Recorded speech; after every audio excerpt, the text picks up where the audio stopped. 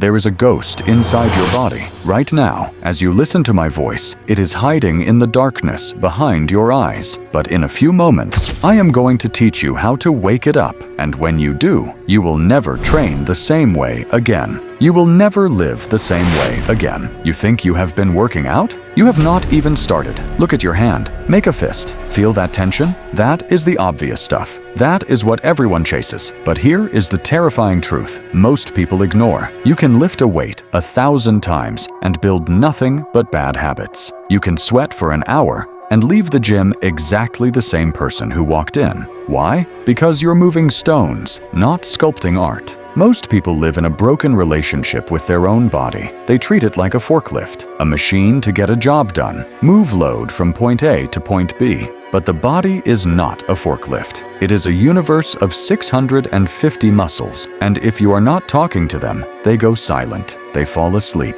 they die a little. You're walking around with a dead phone in your pocket, plugged into a wall, wondering why it is not charging. The connection is missing, and if you do not fix it, your body will eventually betray you. You have been lied to. You think muscles grow when you tear them in the gym. That is the physical part, but the tear is just the damage. The real growth does not happen in the tissue. It happens in the dark. It happens in the storm of electricity inside your brain. Every time you move, your brain sends a signal down your spinal cord through highways of nerves, screaming at specific fibers to contract. The stronger that signal, the more fibers wake up. The more fibers that wake up, the denser, the stronger, the more alive you become. If your signal is weak, the weight feels heavy, but the muscle stays soft. If your signal is a lightning strike, the weight feels light, but the muscle becomes steel. You have seen them at the gym, the swingers, the yellers, the ones throwing weight around like they are fighting an invisible enemy. They are chasing the look of strength without the substance of control. They are using momentum, and momentum is the enemy. Momentum is the lazy friend who does the work so your muscle does not have to. When you swing a weight, your brain says, "Oh, we are using momentum. Great. I can relax." It turns off the signal to the target muscle. It lets your joints, your bones, and gravity take over. You feel the burn in your lower back, your shoulders, your ego, but the muscle you're trying to build, it is sleeping on the job. You're not building muscle. You're just practicing bad movement. And practice does not make perfect. Practice makes permanent. So how do you wake the ghost? You slow down. Imagine you're holding a rope, a thick, heavy rope. If you yank it, you might just pull your arm out of the socket. But if you squeeze it, slowly, deliberately, you feel every fiber dig into your palm. The mind-muscle connection is simply this: obsessive attention. When you do a bicep curl, do not look in the mirror. Close your eyes. Feel the skin of your forearm tighten. Feel the bone rotate. Imagine the muscle fibers shortening, thickening, straining against the skin. You are no longer lifting a weight. You're having a conversation. You're saying to that muscle, "I see you. I need you."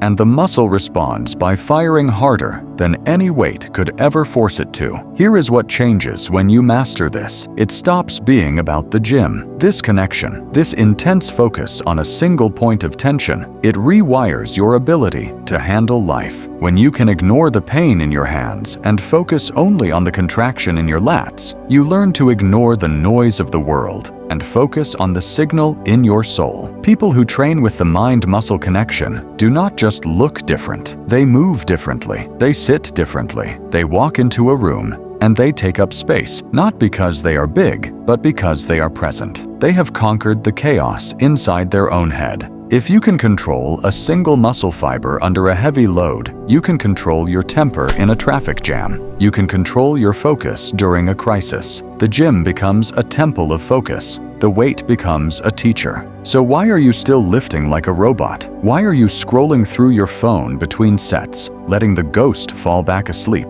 The greatest bodybuilder of all time, a man named Ronnie Coleman, used to scream one word during his heaviest lifts. He did not scream lightweight because it was light. He screamed it because his focus was so intense, his connection to the muscle so profound that the weight became irrelevant. He had moved beyond the physical. There is a version of you that exists in a parallel universe. That version of you is stronger, leaner, more capable, not because he has better genetics, but because he decided to wake up. He decided to feel. Every rep you do from now on is a choice. Are you just going through the motions? Or are you going to reach inside, grab the ghost by the throat, and demand excellence from every single fiber of your being? You came here looking for a secret to building muscle. The secret is this: the muscle is just the shadow. The real prize is the mind that casts it. Next time you step into the gym, leave your ego at the door. Leave the heavy weights for a moment. Pick up something light, something you can control. Close your eyes and feel. Build the connection, and the body will follow. If this made you think differently about how you move and how you live, we dig into the psychology of performance like this all the time. The algorithm will not show you the next one unless you tell it you want to see more. Watch this video right here